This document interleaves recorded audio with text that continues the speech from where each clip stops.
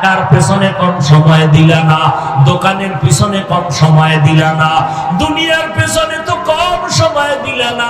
এখন থেকে তৈরি হইয়া যাও, কোন দিন যেন আমার মাওলায় তোমারে ডাক দিয়া ফালায়।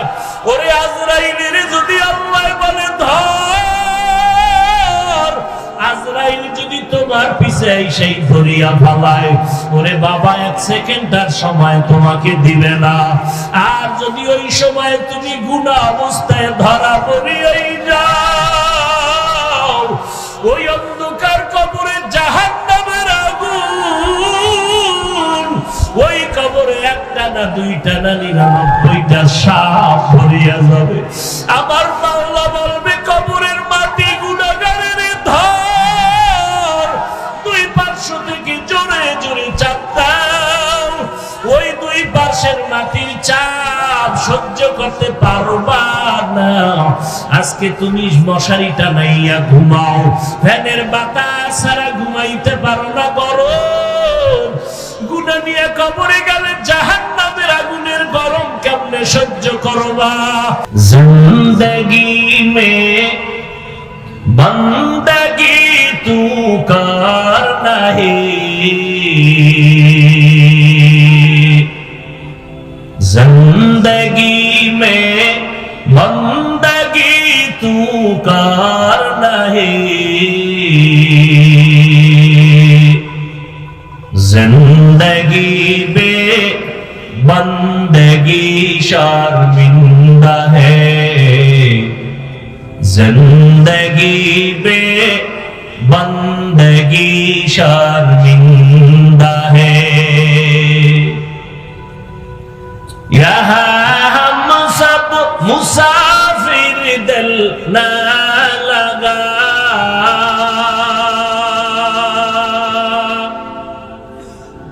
अहले दिल की नजर से रूह करता जा,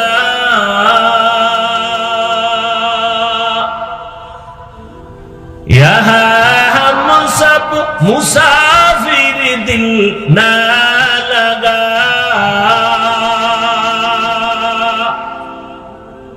अहले दिल की नजर से रूह करता जा, शाह दौलत सब फकीर गर नेक नहीं, शाह दौलत सब फकीर गर नेक नहीं, जिंदगी में बंदगी तू करना है, जिंदगी पे बंदगी शर्मिंदा है, जिंदगी पे बंदगी शर्मिंदा है। এরে যুবক আল্লাহর গোলাম, 7 বছর থেকে 12 এর মধ্যেই হযরত আলী নবীর হাতে কালেমা পড়ে মুসলমান। এতদিন ছিলেন চাচাতো ভাই, এখন হয়ে গেলেন পয়গম্বরের সাহাবী। নবীর নজর এমন লাগাই লাগছে, আল্লাহ নবী হযরত আলীর জন্য কলিজা ভরে দোয়া করলেন, আনাদারুল হিকমা ওয়া আলিয়ুম বাবুহা, আমি মুহাম্মদ ইলম ও হিকমতের ঘর, আর এই ইলম ও হিকমতের ঘরের দরওয়াজা হলো আমার সাহাবী আলী। আল্লাহ এমন জ্ঞানী দিছিলেন, এমন ইলম হযরত আলীকে দিছিলেন।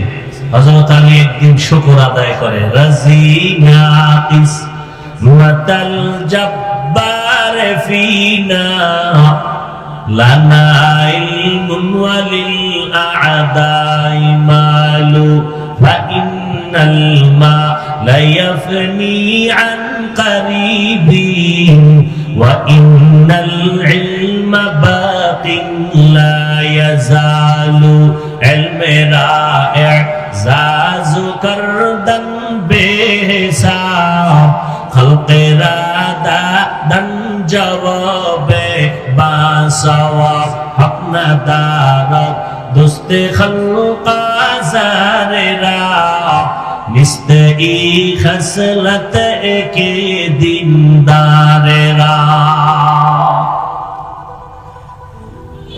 ওমরে ফারুকের খেলাফত কাল চলতেছে রাদিয়াল্লাহু আনহু। একদিন ঘটনা আপনারা জানেন, আমি অনেক জায়গায় বলেছি, ওমর রাদিয়াল্লাহু আনহু খেলাফতের চেয়ারে আছেন, পাশে হযরত আলী।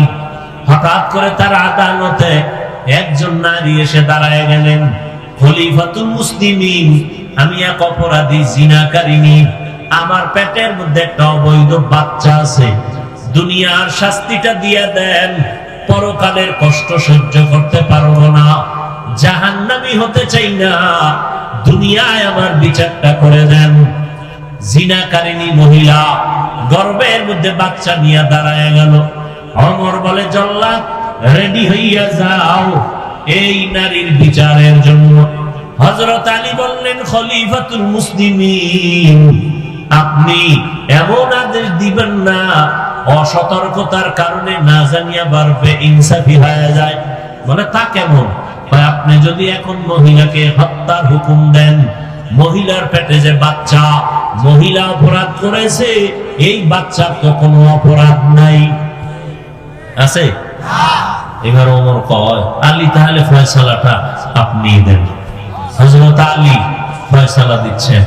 এই আম্মা জান, নির্বিঘ্নে নিশ্চিন্তায় বাড়ি চলে যান, বাড়ি যাই আরামে খাবেন, ঘুমাবেন, কোনো পেরেশানি করবেন না, বিন্দু থেকে বিন্দু পেরেশানি করবেন না।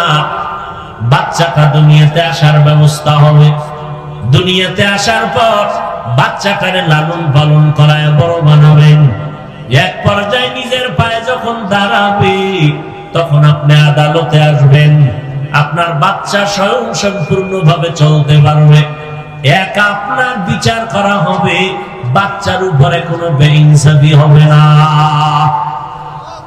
ওমরে ফারুক রাদিয়াল্লাহু আনহু তৎক্ষণাৎ কয়, লাউলা আলিয়্যুন লাহালাকা উমর, ও আলী, আজকে যদি তুমি এই জায়গায় না হইতা, না জানি আমি বেইনসাফি করেই ফেলতাম, আর আল্লাহ বুঝি আমাকে ধরিয়েই ফেলতেন। আল্লাহ এত জ্ঞান আলীকে দান করেছেন।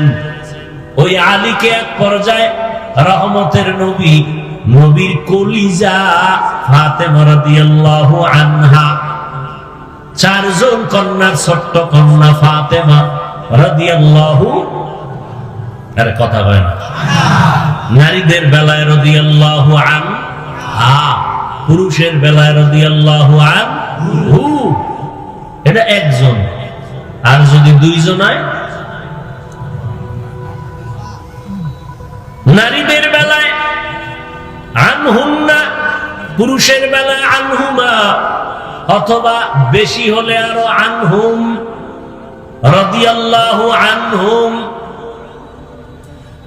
ফাতেমা রাদিয়াল্লাহু আনহা নবীর কলিজা, চারজন কন্যা, অতি আদরের ফাতেমা রাদিয়াল্লাহু আনহা। এক সময় নবীজি ফাতেমার বিবাহের ব্যবস্থা আলীকে করে দিলেন, আলীর জন্য নবী ফাতেমাকে দিয়ে দিলেন। দুইজনের দাম্পত্য জীবন সুন্দরভাবে পরিচালনা করতেছেন। সেই আলী একদিন বলেন, আমি কোথাও থেকে রহমতের নবীর দরবারে আসলাম, মসজিদে নববীতে ঢুকলাম, দেখি নবী বসে আছেন। কোন দিক দিয়ে কথাটা আনছিলাম মনে আছে? ভালো মা। কই পাবেন ভালো মা? হযরত আলী বলেন, আমি ঢুকলাম, দেখতেছি সাহাবায়ে কেরাম নবীর সামনে বসা, নবীও পেরেশান, একটা প্রশ্নের জবাব চাইতেছেন, কেউ দিতে পারতেছেন না। প্রশ্নটা হলো, এই জমিনে নারীদের জন্য শ্রেষ্ঠ গুণের নাম কি? কোন গুণটা শ্রেষ্ঠ নারীর জন্য? নবী প্রশ্ন করলেন, সাহাবায়ে কেরামরাও চিন্তায় পড়ে গেলেন। হযরত আলী বললেন, আমি ঢুকলাম, কিছুক্ষণ অপেক্ষা করার পর আমি ঘর রহমতের নবীর ঘর থেকে বের হইয়া ডাইরেক্ট আমার ঘরে রওয়ানা। আমার ঘরের দরওয়াজায় গিয়া প্রথম আমি সালাম দিলাম, আসসালামু আলাইকুম ইয়া আহলাল বাইত। ঘরওয়ালারা শুনি ও এজাজত চাই, অনুমতি চাই সালাম দিয়া, না ফট করে লাথি মারবেন? দরজা খোলো কয় না, যে দরজায় ধাক্কা দিছে খোলে নাই, গালাগালি শুরু। রাসূলের সুন্নাত আদর্শ কত স্মার্ট, কতটা স্পর্শকাতর। ইসলামের মতো শান্তি আর সহজ ধর্ম পৃথিবীতে আর একটাও নেই। অন্যগুলো কঠিন আর কঠিন আর কঠিন, ইসলাম হলো সহজ। ঘরে ঢুকবেন, আগে কি দিবেন? কি ঢুকার পরে না আগে? আসসালামু আলাইকুম ইয়া আহলাল বাইত। রাসূলের সুন্নাত সালামটা একটু জোরে দিও। ঘরের মধ্যে কেউ থাক আর না থাক সালাম দিও জোরে। কেউ যদি থাকে জবাব দিবে, মানুষ না থাকলে অন্য প্রাণী আছে তারা জবাব দিবে। দ্বিতীয় কথা, সালাম যদি জোরে দাও, যদি দোষণীয় কেউ থাকে সব সালামের ধাক্কায় বের হয়ে যাবে। দোষণীয় কিছু থাকতে পারে না, কথা বলেন না কেন? ঘরের ভেতরে দোষণীয় অনেক প্রাণী থাকতে পারে, জিনের সমাগম থাকতে পারে, আরো আরো কত। সালাম জোরে দাও, সালামের বরকতে ঘর তোমার পবিত্র হয়ে যাবে, নাপাক কেউ থাকবে না। আর ঘরে কেউ থাকলেও সালাম দিয়া রেডি হইয়া দরজার সামনে আসবে। হযরত আলী বলেন, রাসূলের তরিকায় প্রথম আমি সালাম দিলাম, সাথে সাথে দরজা খুললেন, আমার স্ত্রী জবাব দিলেন ওয়ালাইকুমুস সালাম। দরজা খুলে জবাব দিলেন, আমি ভেতরে ঢুকলাম। হযরত ফাতেমা রাদিয়াল্লাহু আনহা কাজে ব্যস্ত ছিলেন, আমাকে দেখা কাজ বন্ধ, সাথে সাথে আমার পাশে এসে দাঁড়ালেন, হাল পুরসি জিজ্ঞাসা করলেন, কোথা থেকে আসছেন, কেমন আছেন? বুঝেননি কিছু? এরে আল্লাহর গোলাম, ঘরের মধ্যে ঢুকবেন, সালাম দিবেন, ঘরের আম্মা জানেরা সালামের জবাব দিবেন। এরপরে আম্মা জানেরা দিয়া কাজে থাকলে কাজ বন্ধ, স্বামীর খেদমতের জন্য তৈয়ার হবেন। আর আম্মা জানার খবর কি? আপনি ঘরে যাওয়ার আগে হুইয়া হুইয়া টেলিভিশন চাইছিল, আপনি ঢুকার পরে এখন ব্যস্ততা বেড়ে গেছে, কাজ না থাকলেও কাজ। আপনি যদি বলেন একটু পানি বিরিয়ানি খাই, নিয়ে খাও। সালাম তো করেন বছর, আপনিও সালাম দেন না, হেউ দেন, সমস্যা কি? দুজন এক মায়ের মাঝি হয়ে গেছে, আপনিও নামাজ পড়েন না, সেও নামাজ পড়ে না। ফাতেমা রাদিয়াল্লাহু আনহা দাঁড়ায় গেলেন, সব কাজ বন্ধ। হযরত আলী বলেন, রহমতের নবীর দরবার থেকে আসলাম, আব্বাজান কেমন আছেন? আলহামদুলিল্লাহ। আমি আবার যাব, সালাম দিয়ে আব্বাজান কেমন হালাতে আছেন? পেরেশান। কারণটা কি? ও ফাতেমা জানো, একটা প্রশ্ন নিয়ে নিরসন করতে পারতেছেন না, প্রশ্ন চলতেছে, জবাব আসে না। প্রশ্নটা কি? হযরত আলী বলেন, ও ফাতেমা, প্রশ্নটা হলো এই জমিনে নারীদের জন্য শ্রেষ্ঠ গুণ কোনটা? জানুনি রে ফাতেমা? বলে জানি। জানাইয়া দাও, আমি রহমতের নবীর কাছে গিয়ে খবরটা দিয়ে দেই। ফাতেমা রাদিয়াল্লাহু আনহা দেখে বলেন, ও স্বামী আমার, পয়গম্বরের জানায় দেন এই জমিনে নারীদের জন্য শ্রেষ্ঠ গুণ হলো বেগানার নজর থেকে নিজেকে বাঁচাইয়া রাখা।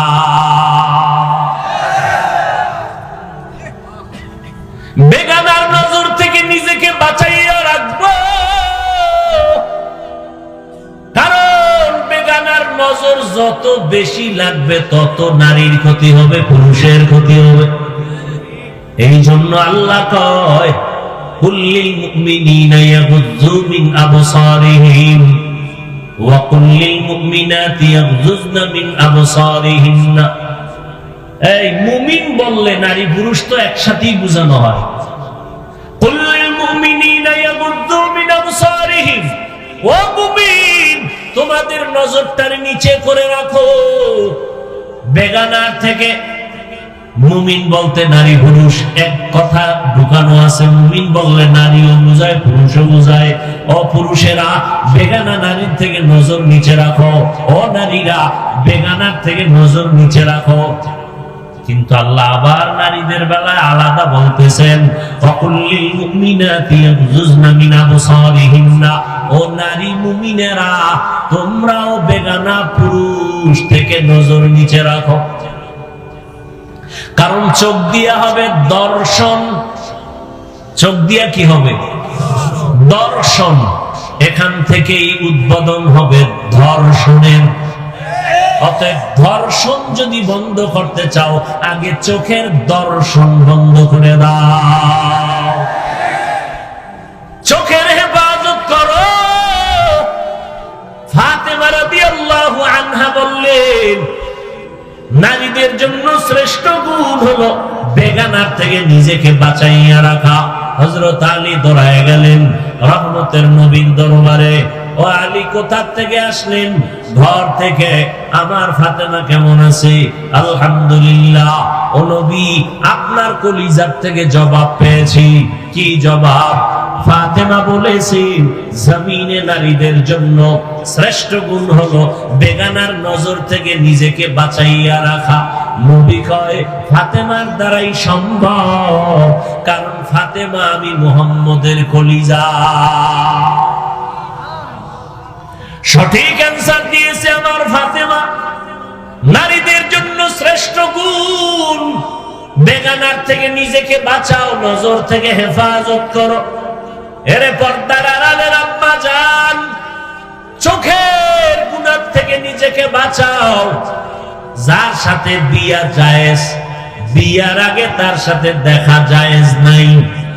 হ্যাঁ, বিবাহ করবে বলিয়ে যদি দেখতে আসে ভিন্ন কথা, তবে যে বিবাহ করবে সে দেখবে ভিন্ন পুরুষেরা দেখা জায়েজ নাই, হারাম। এরে আল্লাহর বান্দারা,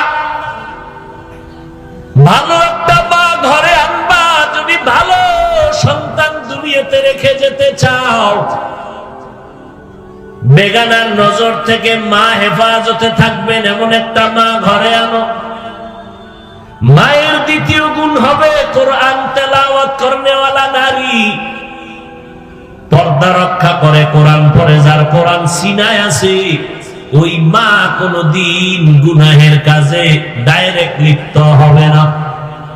এমন একটা মা ঘরের মধ্যে যদি আনতে পারো যৌতুক বিহীন, যৌতুক সহ। যৌতুক হালাল না হারাম? সরকারি আইনেও হারাম, আল্লাহর আইনেও হারাম। ভালো মেয়ে যদি ঘরে আনতে চাও, দেখবা বেগানার নজর থেকে পর্দা রক্ষা করেনি, কোরআন পড়তে জানেনি, যৌতুক না, বরং তাকে পুরস্কার দিয়ে নিয়ে আসবা। তার থেকে বিদেশের ভিসা কেন? হারাম। তুমি তাকে পুরস্কার দিয়ে নিয়ে আসবা ঘরের মধ্যে। ও আল্লাহ, একটা নেককার সন্তান তুমি দান করিও। আল্লাহ নেককার সন্তান দান করবেন। সন্তানটা গর্ভে আসার পর মা নামাজ পড়বেন, তেলাওয়াত করবেন, দোয়া করবেন। ঘটনা আপনারা জানেন। এ জমিনের মধ্যে মদিনাতুল মুনাওয়ারা থেকে একজন ওলিয়ে কামেল ভারতবর্ষে আসছেন কালেমার দাওয়াত নিয়া, যার দাওয়াতের কারণে ভারতবর্ষে লক্ষ লক্ষ বিধর্মীরা কালেমা পড়েছেন। মায়ের সামনে আনন্দ খুশি প্রকাশ করে। আম্মা জান বলে এত আনন্দিত কেন? ও আম্মা জান, আমার দাওয়াতে ভারতবর্ষে লক্ষ লক্ষ বিধর্মী কালেমা পড়েছে। মা ডাক দিয়া কয়, বাবা এটা তোমার কোনো বাহাদুরি না, আমি মায়ের অবদান। এরে পর্দার আম্মা জানেরা, কেউ দোয়া কেন পিছনে মনে হয় আগুন জ্বলাইছে পিছনে। ভাইরা আমার, মা বলে এটা আমার অবদান। বলে তা কেমন? মা ডাক দিয়া বলে, রে বাবা তুই যখন আমার গর্ভে আসছো, আমি একটা রাত ঘুমাই নাই, সেজদায় পড়ে কান্না করেছি, ও দয়ার মালিক আমার গর্ভের সন্তানটাকে তোমার খাস ওলি বানাইও রে আল্লাহ। তুই দুনিয়াতে আসছো, আমি মা তোরে লালন পালন করেছি। আমি মা তোকে যতদিন পর্যন্ত বুকের দুধ পান করাইছি, বিনা অজুতে একটা ফোঁটা দুধ আমি তোমার মুখে দেই না। এমন একজন মায়ের সন্তান যে বিনা অজুতে বাচ্চাকে দুধ দেয় না, এই সন্তান ভালো হবে না তো কাটটা হবে। এরে পর্দার আড়ালের আম্মা জানেরা, আব্বা জানেরা, আল্লাহর কাছে দোয়া করলেন, সন্তান আসলো। দুনিয়াতে যেদিন আসবে ডান কানে আযান, বাম কানে ইকামত। যখন 7 দিন হবে তখন একটা সুন্দর নাম, চুল কেটে ফেলবেন, আকিকা সমর্থ থাকলে দিবেন, এবং সুন্দর একটা নাম রাখবেন হৃদয়। মাইয়া হলে বৃষ্টি, পুরুষ হলে সাগর, মেয়ে হলে নদী। আছে না? না হ্যাঁ, নতুন নতুন নাম, এটি মুখে আইয়ে না, মনে হয় ফেরাউনের যুগের নাম সব।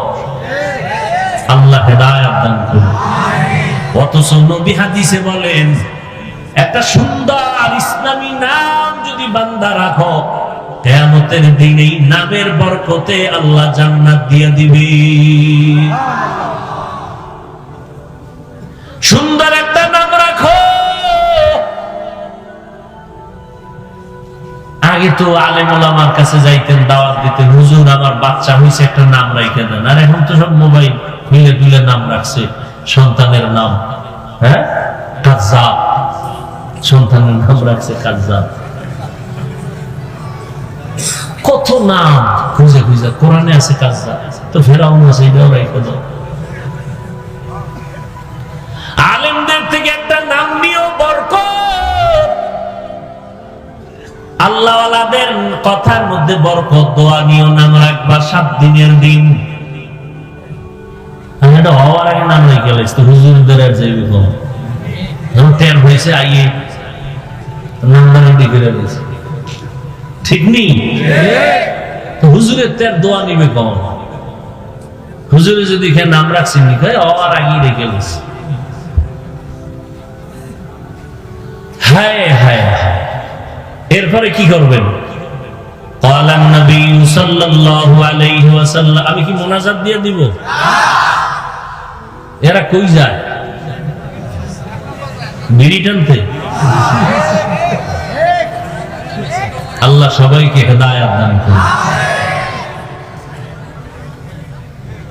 মান উলিদা লাহু ওয়ালাদুন ফালইহসিন ইসমাহু ওয়া আদাবা ফাইদা বালাগা ফালইউযাওইজহু ফাইন বালাগা ওয়া লাম ইউযাওইজহু ফাআসাবা ইসমান ফাইন্নামা ইসমুহু আলা আবি। পয়গম্বর বলেন, সন্তানের সুন্দর একটা নাম রাখো, এরপরে সন্তানরে আদব শিক্ষা দাও। আদব কই পাইবা? জমিনে শ্রেষ্ঠ আদব ওয়ালা রাহমাতুল লিল আলামিন, ওই নবীর আদর্শ শিক্ষা দাও। এর বিকল্প আদবের আর কোনো কিছুই নাই। লিকুল্লি শাইইন যিনাতুন ফিল ওয়ারা ওয়া যিনাতুল মারই তামামিল আদাবি। আজ খোদা খাহিমে তৌফিকে আদব, বেআদব মাহরুমে গাশ আজ ফজলেরা। নবীর আদর্শ মানুষের আদব। দুই মুসলমান দেখা হবে, প্রথম দেখা হলেই মুসলমানের আদব কি? সালাম। আসসালামু আলাইকুম ওয়া রাহমাতুল্লাহ। জবাব দেনেওয়ালা কি বলবে? ওয়া আলাইকুমুস সালাম ওয়া রাহমাতুল্লাহি ওয়া বারাকাতুহু। আজকে কপাল বড় খারাপ, মুসলমানের মধ্যে সালাম বন্ধ হয়ে গেছে। আর মোবাইলের মাধ্যমে সালাম নাই, সব জায়গায় হ্যালো শুরু হয়ে গেছে। ঠিক নেই? একটা সুন্নাত জারি করেন, হ্যালো বন্ধ, সালাম শুরু হবে।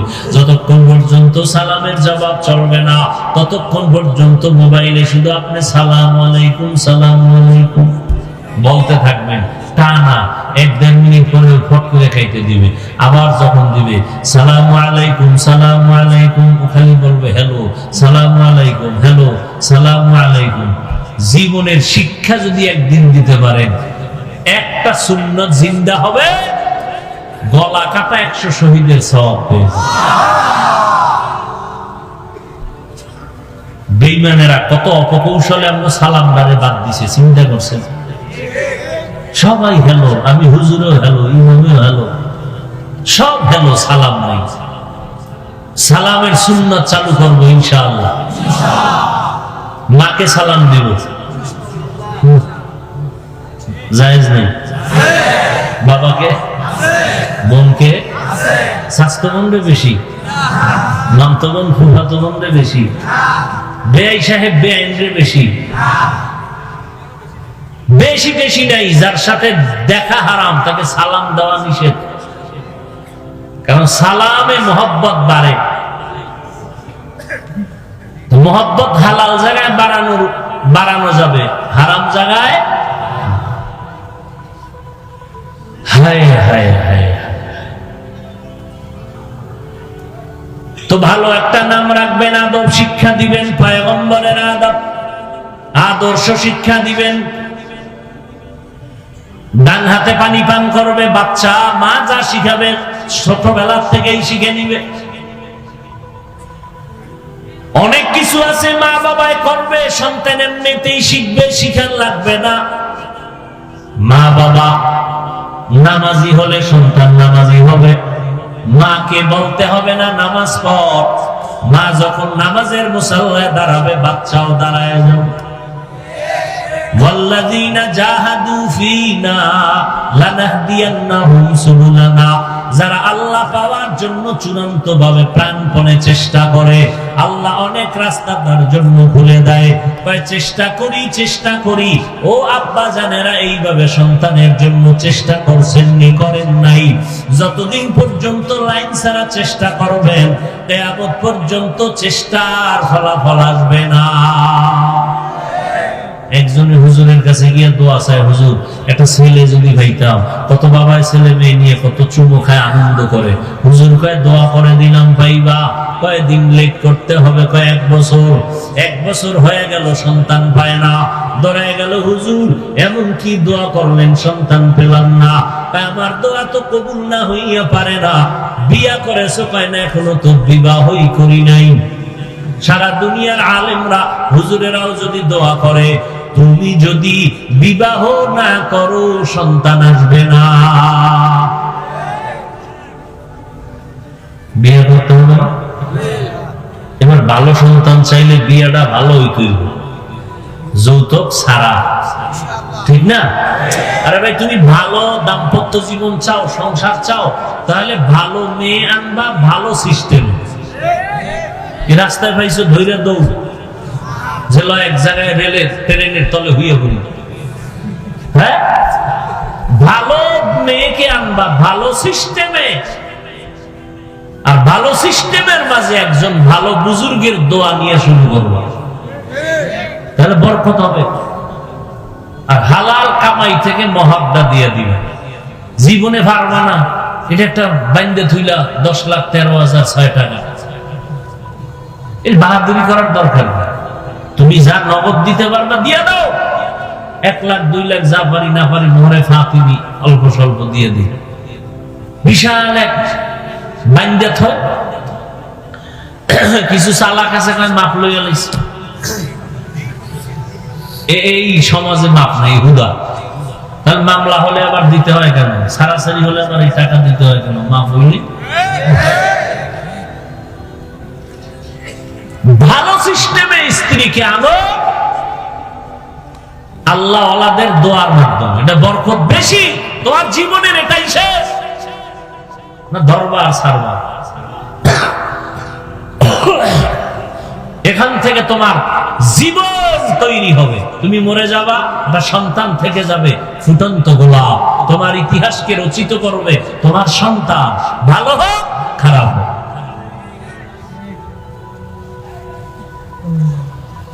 কত কথা এই বিষয়।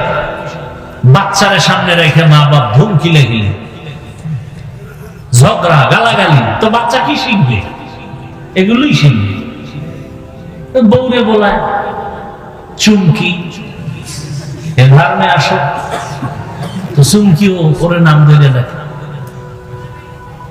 এই বাচ্চাও কয়েকদিন পর নাম ধরে ডাকছে, শুরু করছে। বাবার নাম দিদা, এই দিকে চুমকিরে ডাকতেছে, দিকে আব্বু কয় না। সর্বনাশ, কি কপাল লইয়া আইলা, সর্বনাশ করে দিলে। এখন এই বাচ্চারা আব্বু আম্মু ডাক শিখায় নেই, মোবাইল দিয়ে তো আরো গজব করে দিচ্ছে। একটা বাংলা ভাষাই বুঝে না, ওরা আব্বু কেমনে ছিল না, বাংলা ভাষাই বুঝে না। ইন্টারন্যাশনাল হয়ে গেছে বাচ্চা থাকতে মোবাইল দেখে। এবার আব্বা কেমনে শিখাবা? বাচ্চারা মাঝখানে লয়ে ডেলি 1 ঘন্টা রিহার্সাল দিবা। স্ত্রী তুমি বউরে স্বামীরে কবা আব্বু, স্বামী তোমারে কইবা আম্মু। এছাড়ার পথ কি?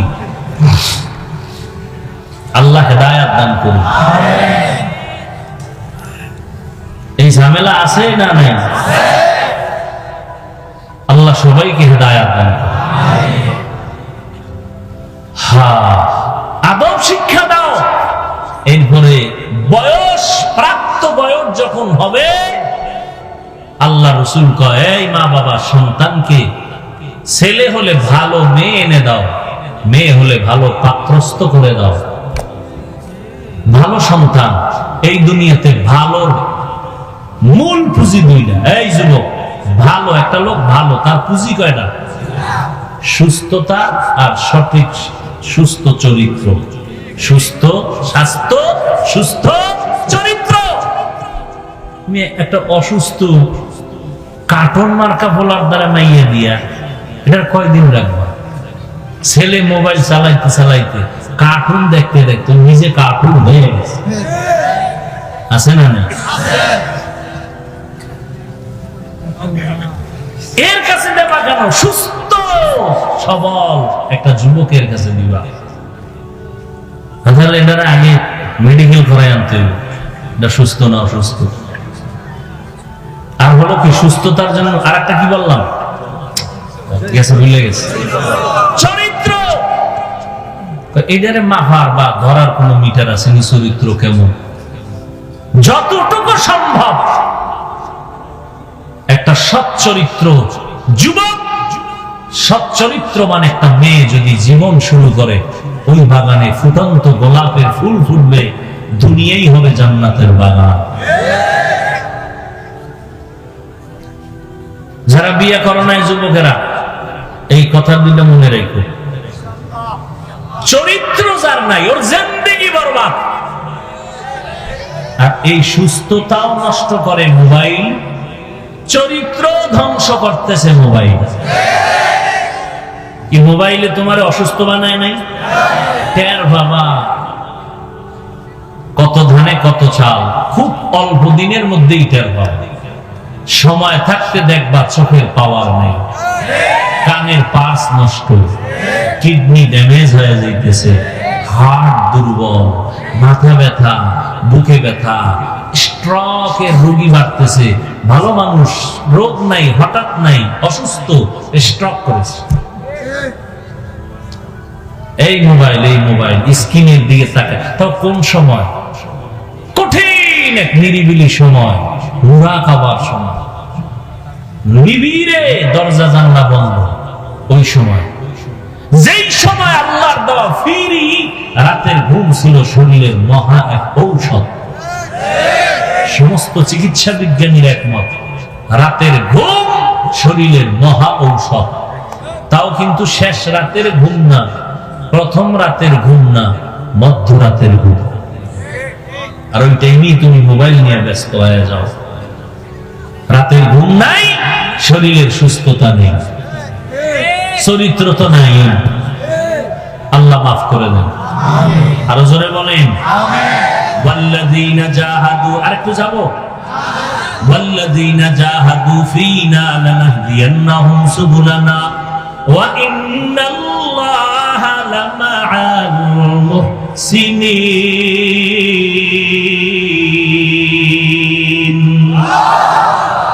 আল্লাহ পাওয়ার জন্য চেষ্টা করি, পাই না কেন? এতক্ষণ চেষ্টা দেখছেন নি, বুঝামু করে গেছি। চেষ্টা দুনিয়ার লাইনে বুঝাইছি, ছেলের লাইনে রাখবেন। চেষ্টা কি জিনিস বুঝাইছি, আল্লাহ পাওয়ার চেষ্টা কি জিনিস? আল্লাহ পাওয়ার চেষ্টা হলো বেশি বেশি বিড়ি টানো। আল্লাহ পাওয়ার চেষ্টা যদি করতে চাও, আল্লাহ কোন পথে, ওই পথে দৌড়াও। আল্লাহ পাওয়ার পথ হলো আল্লাহর ঘর, মসজিদে যাও, মাদ্রাসায় যাও। যারা আল্লাহর কোরআন সিনায় নিয়ে দৌড়ায় তাদের পেছনে লাইন লাগাও, তাদের সাথে যোগাযোগ রাখো, তাদের নেক নজর লাগবে। তোমার হৃদয়টা শীতল হয়ে যাবে, চরিত্র ভালোর দিকে আগায় যাবে। সৎসঙ্গে সর্ববাস সোহবতে সালে তোরা সালে কুনাত, সোহবতে তলে তোরা তলে কুনাত জামানা, সোহবতে বা আউলিয়া বেহতের সদ সালাত বেরিয়া। এরে আল্লাহর বান্দা, ভালো করে বুঝো, যেখানে বৃষ্টির পানি টপ টপ টপ টপ কইরা পড়ে, ওই জায়গাটা রাত থাকলে এক সময় দুর্বল হয়ে যায়, পাথরের উপরে পড়ে পাথর গর্ত হয়ে যায়। ও আল্লাহর বান্দারা, ভালো করে বুঝো, যেই জায়গায় বরফ থাকে ওই জায়গাটা ঠান্ডা হবে, গরম হবে না। যেখানে আগুন থাকবে ওই জায়গাটা গরম হবে। ও আল্লাহর বান্দারা, যেই মানুষটা আল্লাহর ঘরের দিকে যাবে, মসজিদে দৌড়াবে, আল্লাহর খাস বান্দাদের সাথে নাম লাগাবে, ওই বান্দা একদিন দেখবা রিকশার ড্রাইভার, কিন্তু তার কলিজার সাথে মাওলার মোহাব্বত অনেক বেড়ে যাবে। ওই বান্দা দেখবা গার্মেন্টসে শ্রমিকের কাজ করে, কিন্তু কলিজার ভিতর আমার মালিকের মোহাব্বতের নূর। ওই বান্দা হাঁটতে চলতে দেখবা রিকশা চালক, গরিব মানুষ, কিন্তু তার চেহারা দিয়ে তাকাইলে কেমন যেন এক আকর্ষণ। গুনাহ করতে মনে চায় না, তারে দেখলে মনে হয় আগে সালামটা দিয়ে দেই। কারণটা কি? ও আল্লাহর বান্দারা, ওই বান্দা আল্লাহ ওয়ালা যারা দুনিয়াতে কোরআন ওয়ালা, এদের সাথে সম্পর্ক রাখার কারণে এদের সিনার ভিতরে আমার মাওলার মোহাব্বত জমা হয়ে গেছে। ওই বান্দা তখন আমার মাওলার মোহাব্বত, আমার মাওলাকে পাওয়ার জন্য পাগল পারা হয়ে দৌড়ায়। রাত্রে ঘুমায় আল্লাহকে কই পাওয়া যায় চিন্তা করে, খানার মধ্যে খুঁজে আমার আল্লাহরে কই পাওয়া যায়। আল্লাহ পাওয়ার চেষ্টা করতেছি, চেষ্টাটা চেষ্টার মতো হইল নি। আল্লাহর মোহাব্বত অন্তরে জমা করিয়া ওই বান্দা খায় তোমার আমার মতো, ঘুমায় তোমার আমার মতো, বাজারে যায়, কিন্তু তোমার আমার চিন্তা আর ওই বান্দার চিন্তা কখনো এক হতে পারে না।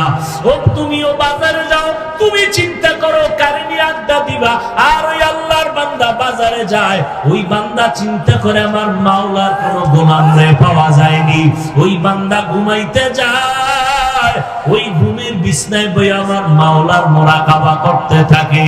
ও মাওলা, তোমাকে খুঁজতে খুঁজতে খুঁজতে খুঁজতে পাগল হয়ে গেলাম, এখনো বুঝি তোমাকে পাইলাম না রে আল্লাহ, কই তোমাকে পাবো? ওই বান্দা আমার মাওলার মোহাব্বতের তালাশে পাগল পারা হইতে হইতে এমন একটা সময় আমার মাওলা তারে মোহাব্বতের দরজা দিয়া টান দেয়।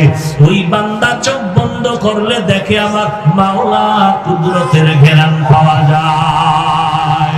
ইয়া ইলাহি মুঝসে মুঝকো দূর কর, তাকে দেখো मुझ में तुझको एक नजर या इलाही तू मेरा माबूद है या इलाही तू मेरा माशूक है। ওই বান্দা ধ্যান করতে করতে করতে করতে আল্লাহর মহব্বতের দিকে আগাইতে থাকে, আগাইতে আগাইতে আল্লাহর বান্দা এক পর্যায়ে আল্লাহর মহব্বতের মধ্যে যখন ডুব দেয়, আল্লাহ ওয়ালাদের নেক নজর পড়িয়া যায়, ওই বান্দার দুনিয়ার খেয়াল দিন দিন কমতে থাকে, আখিরাতের খেয়াল ধ্যান বেড়ে যায়। ওই বান্দা আগে এত জিকির করত না, এখন বান্দার কথায় কথায় আমার আল্লাহর আওয়াজ আসে, আল্লাহর নাম জবানে আসে। ঘুমাইতে গেল আল্লাহর আওয়াজ, বান্দা বসে সেখানেও আল্লাহর ধ্যান ও খেয়াল, আল্লাহর মহব্বতের আওয়াজ।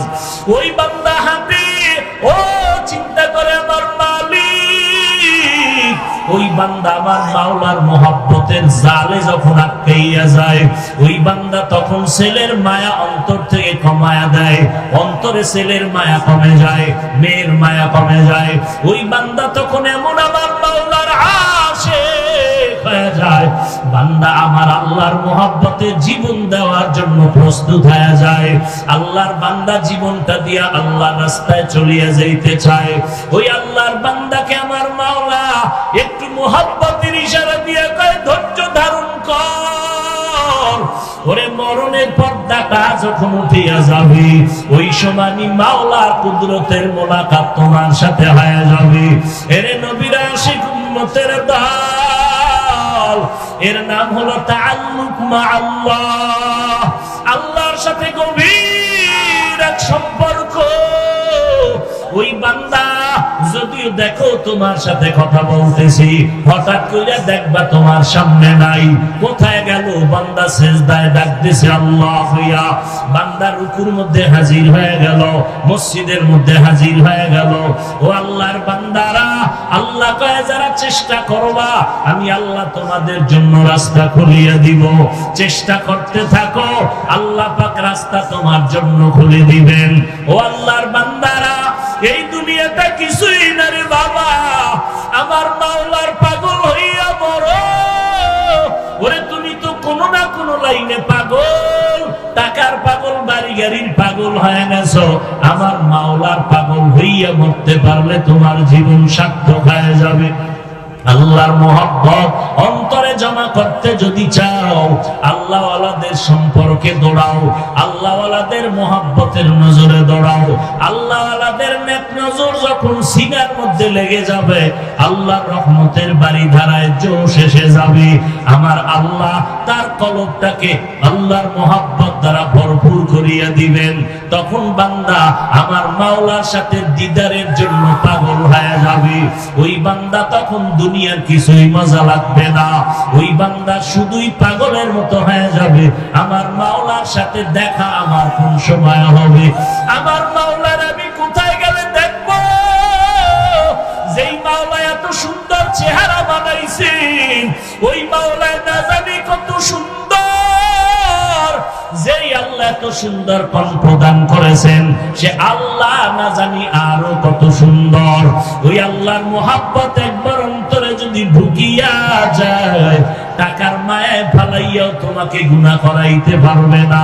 আজকে এত বয়ানের পরেও কেন তোমার আল্লাহর মহব্বত আসে না, কান্না আসে না, মোনাজাতে চোখে পানি আসে না, গুনার থেকে মন ফিরে না?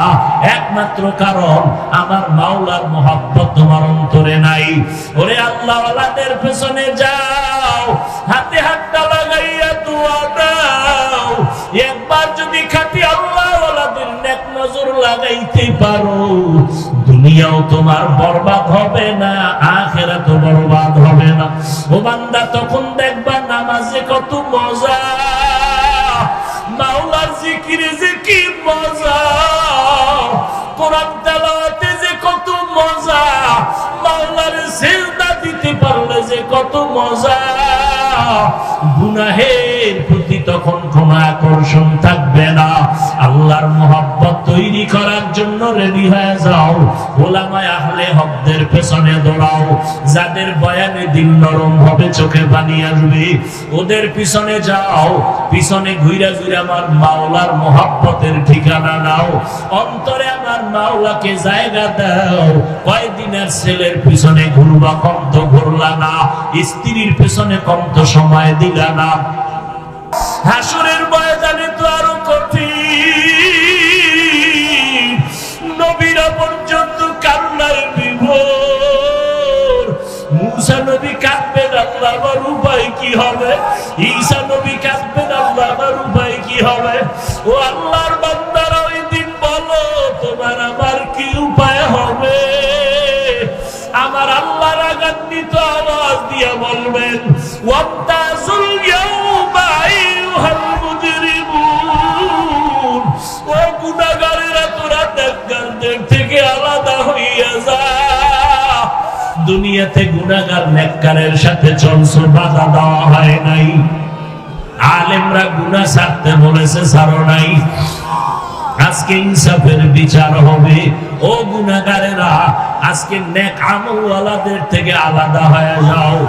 আমার প্রিয় বান্দা যারা নেক আমলের পাগল, ওরা রাতে ঘুমায় নাই, যায় না বাজে বাউলারে ডাকছে, সিজদায় পড়ে খুঁজছে আর বলছে, মালিক তুমি কই? ওই বান্দার জবানে আমার নাম উচ্চারণ করতে দেরি করে নাই, আমি আল্লাহ ওদের ডান হাতে আমলনামা দিয়ে জান্নাতে পাঠাইয়া দিব। গুনাহগারের আমার মাওলার আযাবের ভয়ে নেককারদের থেকে আর আলাদা হতে চাইবে না। আমার আল্লাহ তখন কুদরতি একটা বাঁশি দেওয়া শুরু করবেন। আল্লাহ যখন বাঁচতে থাকবেন, গুনাহগারগুলো ধানের চিটার মতো উড়িয়া উড়িয়া জাহান্নামের গেইটে গিয়া পড়বে। আল্লাহ বলবেন, ওয়াসিকাল্লাযীনা কাফারু ইলা জাহান্নামা যুমারা, ও জাহান্নামের ফেরেশতারা, ওরে শিকল লাগাইয়া বাঁধো। আজকে আমি আল্লাহর জাহান্নামে নিয়ে মজা বুঝাবো। লাইনে গুনাহগারের বাম হাতে আমলনামা দিব, তবে সোজা হাতে দিব না, ওদের বুকের মাঝে ছিদ্র করিয়া দাও। বুকের মাঝে ছিদ্র বানাইয়া বাম হাতটা বুকের ছিদ্র দিয়ে ঢুকাইয়া পিছনে বের করো। এরপরে আল্লাহ পিছনের হাতে আমলনামাটা দিয়ে বলবেন, ইকরা কিতাবাকা কাফা বিনাফসিকাল ইয়াউমা আলাইকা হাসিবা। ও বেঈমানের নাফরমান গুনাহগারেরা, দুনিয়াতে মজা কইরা কইরা গুনাহ করছো, আলেমদের কথা কানে নেও নাই, কোরআনের বয়ান শুনো না, আযান শুনিয়া নামাজে যাও নাই, আমলনামা পড়িয়া দেখ আজকে তোর কি হালাত। রহমতের ফেরেশতা বলবেন, আল্লাহ বান্দার আমলনামা পিছনের হাতে, চেহারাটা সামনে, কেমনে আমলনামা পড়বে? আমার মাওলা রাগান্বিত হইয়া বলবেন, ও ফেরেশতারা, এই গুনাহগার নাফরমানের ঘাট ধরিয়া মোচড় দিয়া পিছনে ফিরাইয়া দাও। ফেরেশতারা আল্লাহর অর্ডার নিয়া তোমার গুনাহগারের ঘাড় ধরিয়া মোচড় দিয়া পেছন দিকে যখন ফিরাইয়া দিবে, মাওলার কোরআন মিথ্যা মনে করিস না রে বাবা, নবীজির কথাগুলো মিথ্যা মনে করিও না রে বাবা। আল্লাহওয়ালার আজীবন পায়ে ধরিয়া কান্না করিয়া বুঝাইলেন, আর কত গুনাহ করবি রে যুবক? তোমার মতো যুবক আজকে স্কুলে কলেজে পড়ে নামাজ ছাড়ে না, তুমি কেন পারো না? তোমার মতো কত বান্দা চাকরি করে, ব্যবসা করে, নামাজ ছাড়ে না, তুমি কেন পারো না? ও মা বোনেরা, আপনারা কেন নামাজ পড়তে পারেন না? আপনার মতো কত মা, কত বোন নামাজ পড়ে, পর্দা করে, স্বামীর মাল হেফাজত করে, আপনি কেন পারবেন না? ও বৃদ্ধ বাবাজিরা, আপনার মতো কত বুড়ারা লাঠি হাতে নিয়ে মসজিদে যাইয়া কষ্ট করিয়াও নামাজ পড়ে ছাড়ে না, আপনারা কেন পারবেন না রে বাবা? ও যুবক, এখনো সময় আছে, 2 ফোঁটা চোখের পানি ছেড়ে জিহ্বাটা নাড়া আমার মাওলারে মোহাব্বতে ডাক দাও আর বলো, দয়ার মালিক, ও দয়ার আল্লাহ, আজকে আমার সবাই কত সম্মান দিয়া চেয়ারে বসাইলো, কিন্তু আমি জানি আমি কত বড় গুনাহগার। গুনার কারণে আমার হাত না পাক, চোখ না পাক, জিহ্বা না পাক, অন্তর না পাক। আজকে থেকে তওবা করো, আর নামাজ ছাড়বা না, দাড়ি কাটবা না, মা বাবারে কষ্ট দিবা না, ওলামায়ে কেরামের বিরোধিতা করবা না, নবীর সুন্নাত অনুযায়ী চলবা।